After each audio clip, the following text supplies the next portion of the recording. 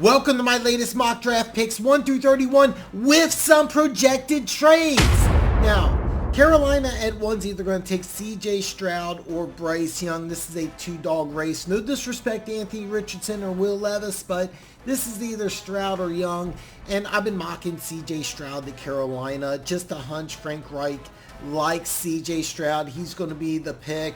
And then Houston's going to take Bryce Young. This is pretty cut and dry here. Now, my first projected trade is Indianapolis and Arizona. I think that these two just flip picks. The Colts will pick third, and they'll take Anthony Richardson. And Arizona at 4 could trade down again, but I see them staying pat and taking Will Anderson.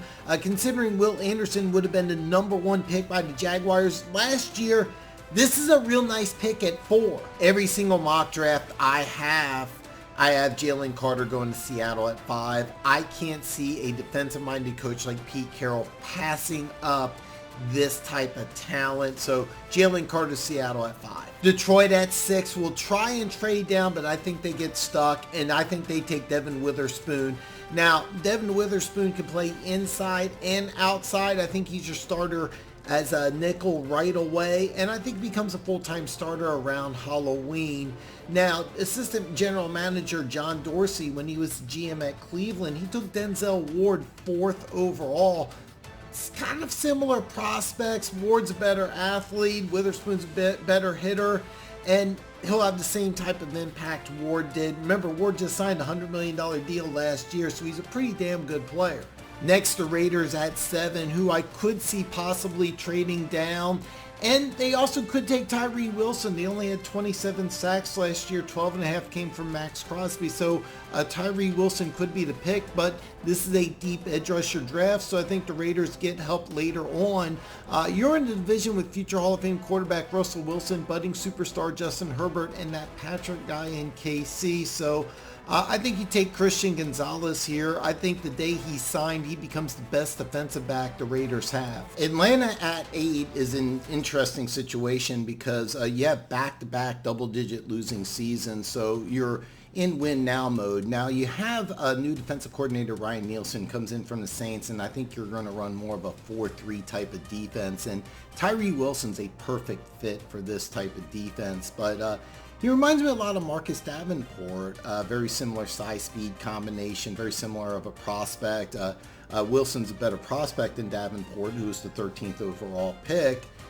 Davenport couldn't stay healthy. Who's the one player in this draft that can help you out the most immediately?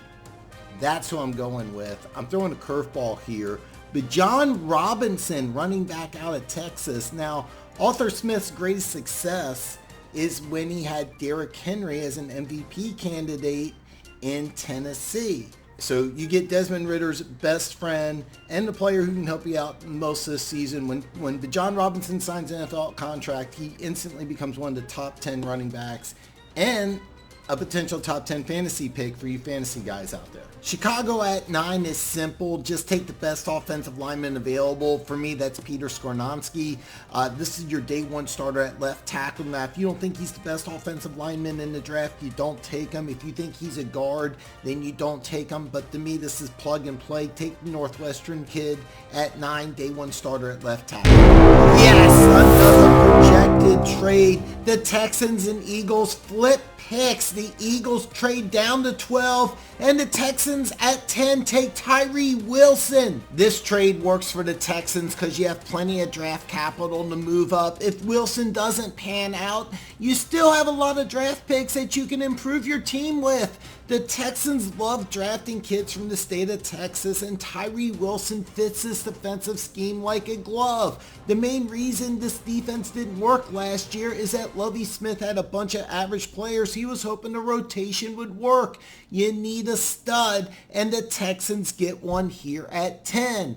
The Eagles, now they don't need a top 10 player. They drop 2 spots in the draft. They get some extra draft capital, and you see what they do after the Titans pick. Tennessee at 11, I got taken Lucas Van Ness, and you can get creative here. You can line him up and down the line playing multiple positions, but personally, I think he plays outside linebacker opposite Harold Landry. You don't have to rush his development. He doesn't have to start right away, or you could start him and let him learn on the fly. He has a very similar skill set to Titans head coach Mike Vrabel, and I think he's going to love coaching a guy who's very similar to him, except a much better pure athlete. Philly now at 12. I have taken Nolan Smith. And here's the thing with Nolan Smith, he's a very similar player to Hassan Reddick, who's on the second year of a 3-year deal. And why not dip into the Georgia Bowl again? I mean, Smith can play in sub-packages right away. He can learn from Brandon Graham, who came back on a 1-year deal. In this situation, Nolan Smith, you take him at 12. He doesn't start, but he contributes right away on third down, and maybe he's a starter next year. As I'm making this video, the Jets still have the 13th pick in the draft, and Aaron Rodgers is still a Green Bay Packer. Now, I firmly believe that Rodgers will be a Jet. I just don't know if the 13th pick is going to be involved or not. But since the Jets are still picking 13th as I'm making this video, this is a no-brainer. You take the best left tackle prospect available. For me, that's Paris Johnson Jr. If you like Broderick Jones, you take Jones instead. But this is simple. You take Johnson here at 13, plug and play at left tackle. New England will trade down, but with who? I really wanted to make a trade with the Dallas Cowboys, who I'm convinced are in love with Dalton Kincaid, the tight end out of Utah, but I can't see these two organizations making a trade. Minnesota's also a possibility, but I project a trade with Tampa Bay, who moves up to 14 to take Hendon Hooker. This trade works for a variety of reasons. Number one, I see New England wanting to trade down. Second, I see Tampa Bay wanting to draft a quarterback, but trading up to 1 isn't realistic, but trading up to 14 is. Reason number 3 is that Hendon Hooker fits this situation perfect.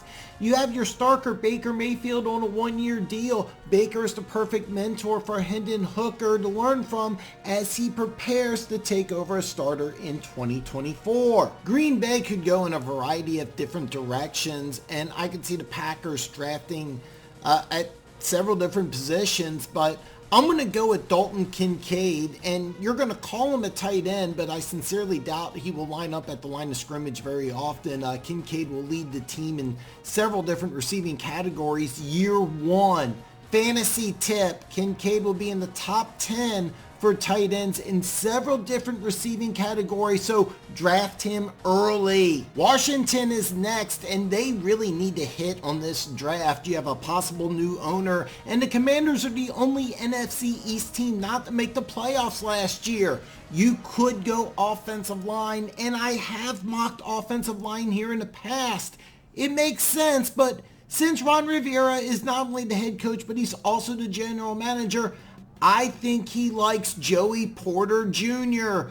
Porter can start day 1 and have an immediate impact. Riviera loves big physical corners, but is whiffed on them in free agency. In my opinion, Porter can come in, he will start day 1, and he makes his defense better immediately. Pittsburgh at 17 is next, and I could see a trade down here, but I'm going to go with Deonte Banks, corner out of Maryland here. Banks is big, strong, fast, but very raw.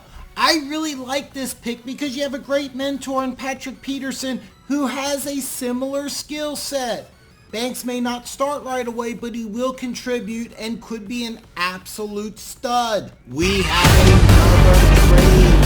We have the Vikings and the Lions switching picks. The Vikings will trade up to 18 and they will select Will Levis. Now, these teams traded first-round picks in last year's draft and TJ Hawkinson during the season, so even though these teams are in the same division, they like to make trades with each other. Minnesota only has 5 draft picks, so this trade could include a player, but most likely a 2024 draft pick. Personally, I don't think Minnesota will mind trading 2024 draft picks for their quarterback of the future. Now, I always liked Kirk Cousins, but he isn't the long-term solution for the Vikings. Will Levis will be the pick here at 18. The Patriots don't stop trading down, and Chiefs fans don't have to wait till 31 to draft. The Chiefs will trade up and draft Jackson Smith-Njigba. These two teams traded first and second round picks last year, so why not again? New England, I'm firmly believe, want to trade down again, and Kansas City with 12 total draft picks has the capital to trade up. I'm in the vast minority that believes Kansas City wants a wide receiver in round 1, but after losing Juju Smith-Schuster in free agency, drafting Smith-Njigba makes sense. Watch the Rose Bowl from 2 years ago, and experts was saying he was going to go top 5 in this draft. The Chiefs will get another playmaker to add to this talented roster, and the Patriots will continue to stockpile draft picks. Seattle at 20 could do a lot of different things, and Pete Carroll is hard to predict in the draft. But I'm going to go with one of my draft crushes here. I'm going Osiris Torrance out of Florida. Last year, Pete Carroll had a fantastic draft, and most people focused on Tariq Woolen and Kenneth Walker, but it was the 2 rookie tackles that really stood out for me. No disrespect to Woolen or Walker here. Taking Torrance should scare the other teams in the NFC West. In my opinion, this is plug and play and instantly improves every aspect of your offense. Unlike a lot of mock drafts, I definitely see the Chargers going defense. Kalijah Kancey out of Pitt makes sense, and I flip back and forth between Kancey and Brian Branch, who is my pick at 21. Branch, in my opinion, steps in as a day 1 starter for the retired Adderley, and I loved Adderley coming out of Delaware, but the truth is he was just a guy in this defense. He wasn't really special. Branch not only steps in as a day 1 starter, but I firmly believe will be an upgrade in the Chargers secondary. Now, if the Chargers went Kancey, I get it, but in my opinion, Branch is the pick at least today. Baltimore at 22 could always trade down, but in this mock draft, they get very lucky. Broderick Jones is the pick, and he could start day 1 on the right side for the Ravens. He might even have a future being the starting left tackle for the Ravens, but in my opinion, he gets drafted and he becomes the day 1 starter as the right tackle for the Ravens. Detroit, after trading down from 18, I believe they're going to take Kalijah Kancey out of Pitt. Kancey offers an interior pass rush to this team that already has Hutchinson and Houston on the outside. Detroit general manager Brad Holmes was with the Rams for 17 years before taking the general manager position with the Lions. My thought process is that you see a lot of the same qualities that Aaron Donald has when he was coming out of Pittsburgh, and that's why you take Kancey here at 23. Jacksonville at 24 could go offensive line after losing Jawan Taylor in free agency, but they have Walker Little, who played left tackle last season when Cam Robinson went down, and he played really well. So I think Little and Robinson are your starting tackles going into 2023. Now, if you're not sold on Walker Little, draft a tackle here. But I think you are, so my pick is Kelly Ringo. This division has Jonathan Taylor, Derrick Henry, and Dameon Pierce, 3 physicals. New York at 25 might go wide receiver. They could go edge rusher, but in this draft, they get one of my big-time draft crushes. They get Keon White out of Georgia Tech. Wink Martindale will have a lot of fun with this kid. He'll play a 5 technique and a standard 3-4, but in even fronts, he can play both inside or outside. This is a steal for the New York Giants, and most mock drafts don't even have Keon White in round 1. Don't be surprised 10 years from now we're asking how White fell to 25. This is going to be a stud here in New York. We have Dallas after the trade up for Dalton Kincaid, trades out of round 1, and Atlanta comes back into round 1 and picks Myles Murphy at 26. I'm not sure how Myles Murphy slides all the way to 26, but players every year slide into draft, and Myles Murphy slides in this mock draft.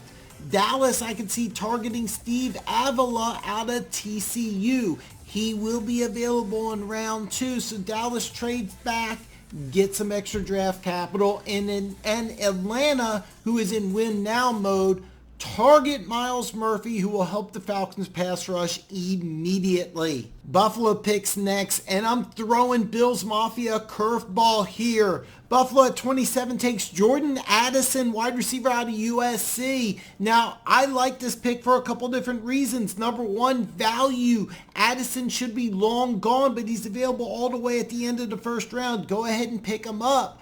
I also like the fact that Gabe Davis is going to be a free agent next year. You probably won't be able to afford to keep him, so go ahead and get his replacement a year early. And I also like the fact that you add firepower to a team that only scored 10 points in a playoff loss last year. Bills fans, I know most of you don't think wide receiver will be the pick here, but you trust me on this, you will fall in love with Jordan Addison. The Bengals take one of my draft crushes here, Antonio Johnson, safety out of Texas A&M. I was thinking about having a trade down here, but Johnson can come in and be a day one starter opposite Dax Hill in the secondary. Bengals fans, you're going to love this kid. He's big, strong, fast, and likes to hit.